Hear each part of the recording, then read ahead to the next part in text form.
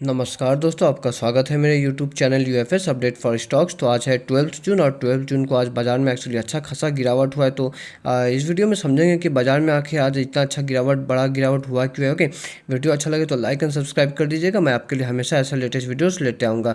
तो सबसे पहले एक बार गिरावट का एनालाइज करते हैं। तो देखिए, सेंसेक्स में 1% का गिरावट, निफ्टी में भी 1% का गिरावट, बैंक निफ्टी में 0.67% का गिरावट, और मिड कैप्स में देखिए 1.5% से भी एक्चुअली ज़्यादा का गिरावट। ओके, एक बार और थोड़ा आगे बढ़ते हैं तो निफ्टी स्मॉल कैप 50 में देखिए ऑलमोस्ट 2% का गिरावट, मिड कैप 50 में 1.5%। ओके, और स्मॉल कैप्स 100 में तो करीब 1.25%। तो मतलब ले दे के आज ये समझ आ रहा है ना कि हर जगह गिरावट हुआ है। ओके, मतलब ब्रॉड बेस्ड जो गिरावट होते हैं, कहते हैं ना चारों तरफ, वैसा गिरावट हुआ है। ओके, और इतने दिनों से जो ये जो small caps and mid caps जो निफ्टी लार्ज कैप्स को जो आउट परफॉर्म करे थे, आज इनमें भी अच्छा खासा हमें गिरावट देखने को मिला। ओके, और मैं फिर भी बोलूँगा कि गिरावट तो देखिए और भी ज़्यादा हो सकता था। वो तो बोलिए कि बैंक निफ्टी आज थोड़ा कम गिरा कि हम बच गए। अगर बैंक निफ्टी भी सोचिए 1% गिरता तब ये गिरावट कितना होता।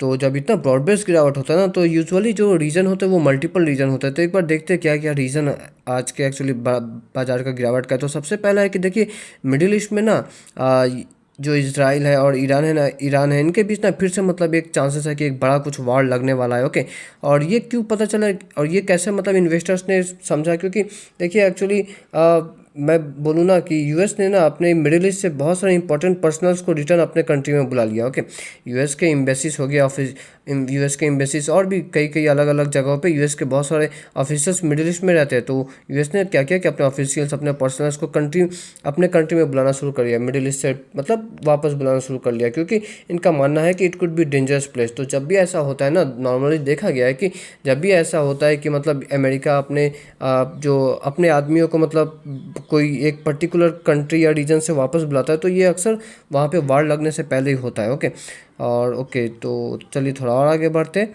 आप यहाँ पे भी आप देख सकते हैं कि US is preparing okay a parcel evacuation of embassies in Iraq. तो इराक में भी जो इनका जो दूतावास है, एम्बेसी है, वहाँ के से भी अमेरिका जो अपने लोगों को बुला ले रहा है। ओके, और ये जो बुलाने और ये अमेरिका ये जो कर रहा है कि अपने लोगों को वापस बुला रहा है, ये कैसे टाइम पे कर रहा है। देखिए, ये ऐसे टाइम पे हो रहा है जबकि रिपोर्ट्स का ये मानना है कि इजराइल हो सके तो ईरान पे अटैक कर दे। ओके, आप देख सकते हैं the timing is particularly sensitive according to US intelligence.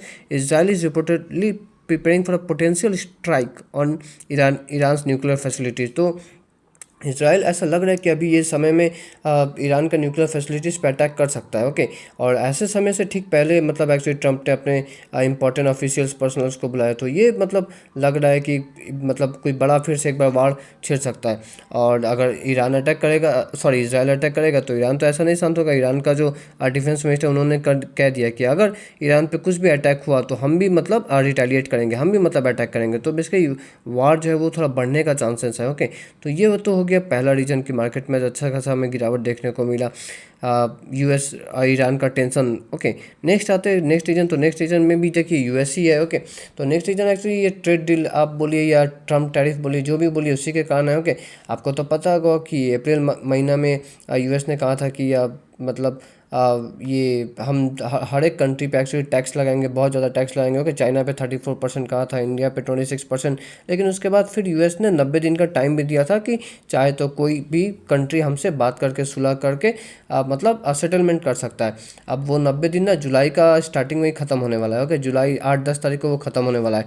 तो उससे पहले जो कंट्री डील कर लेंगे वो तो ठीक है, अगर जो कंट्री नहीं डील कर पाए तो यूएस ने कहा है कि हम उन्हें लेटर भेजेंगे। ओके, आप देख सकते हैं Trump said that the United State would send out letters within 1 or 2 weeks। Okay, outlining the terms of the new trade deals to dozen of countries. तो ये बहुत सारे कंट्रीज को एक बार में लेटर भेजेंगे और उस लेटर्स में टर्म्स एंड कंडीशन लिखा होगा ट्रेड डील का। ओके, और ये कह चुके डोनाल्ड ट्रम्प कि चाहे तो कंट्रीज उस डील को मान सकती है या रिजेक्ट कर सकती है। अब अगर मान लिया तो बहुत अच्छा है, अगर रिजेक्ट कर दिया तो फिर वही बात होगा कि ट्रम्प टैरिफ वाला जो खेल है ना, वो टैरिफ वाला खेल वो फिर से शुरू हो जाएगा। ओके, अमेरिका दूसरे कंट्रीज़ पे टैरिफ लगाएगा, दूसरे कंट्रीज़ भी अमेरिका पे टैरिफ लगाएंगे। तो इससे क्या होगा, वर्ल्ड में ओवरऑल जो है इन्फ्लेशन बहुत ज़्यादा बढ़ेगा। अगर इन्फ्लेशन बहुत ज़्यादा बढ़ा तो फिर रिसेशन आने के चांसेस भी बहुत ज़्यादा बढ़ेंगे। तो ये भी एक दूसरा रीज़न है कि मतलब आज बाज़ार में अच्छा खासा हमें गिरावट क्यों देखने को मिला।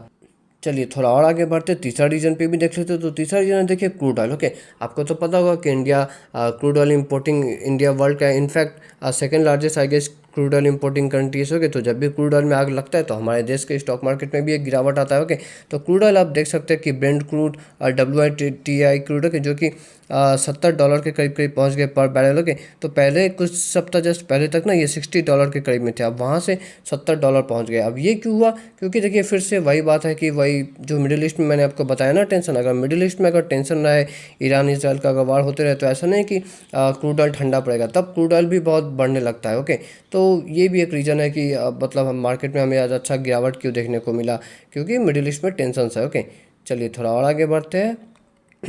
तो ये भी एक रीज़न है कि जो कि निफ्टी का देखिए आज वीकली एक्सपायरी था। ओके, थर्सडे था तो निफ्टी का वीकली एक्सपायरी।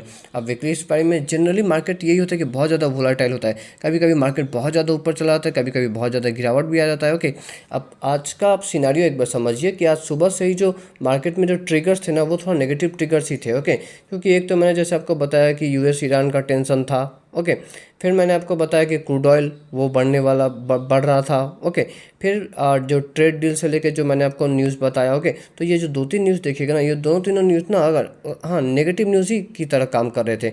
तो बुल्स तो इतने दिन से डोमिनेट कर रहे थे, आज बियर्स वालों को मौका मिला कि मार्केट में मतलब अच्छा से मतलब सेल ऑफ करने का, तो ये भी एक रीज़न हो सकता है। ओके, ऊपर से कल जो है ना, कल FII ने भी कल सेलिंग किया था, तो इससे भी कहीं थोड़ा बहुत संकेत मिल रहा था कि हो सके ऐसा नहीं कि आगे आने वाले टाइम में फिर से FII बिकवाली करना शुरू कर दे। तो आज जब FII का डेटा आएगा ना, तो मुझे लगता है 90% चांस ये है, नॉट 100% बट 90% चांस ये है कि आज भी आप देखिएगा कि FII ने भी मतलब अच्छा खासा सेल ऑफ किया होगा। ओके, तो वही बात है कि जो एक्सपायरी का जो डेट था इसका फ़ायदा उठा के बियर्स वालों ने और ज़्यादा मार्केट गिराया। ओके, और उसके बाद हाँ, तो उसके बाद ये भी है कि वर्ल्ड वाइड बाकी सब दूसरे कंट्रीज़ में भी आज शेयर बाजार में थोड़ा अच्छा खासा हमें गिरावट देखने को मिला। ओके, चाहे वो यूरोप हो गया, चाहे एशियन कंट्रीज़ हो गया। ओके, स्टैंडर्ड एंड पुअर्स का बेसिकली मैं अमेरिकन स्टॉक मार्केट का बात करूँ, वहाँ पे भी फ्यूचर में जो है गिरावट ही देखने को मिला था। तो ये भी एक रीज़न था कि मतलब हमारा बाज़ार में गिरावट देखने को मिला। ओके, तो ओके, तो हाँ, तो इस वीडियो में इतना ही दोस्तों। अगर आपको वीडियो अच्छा लगे तो लाइक एंड सब्सक्राइब कीजिएगा, मैं आपके लिए हमेशा ऐसा वीडियो लेते आऊँगा। मिलते हैं नेक्स्ट वीडियो में, तब तक के लिए टाटा बाय बाय।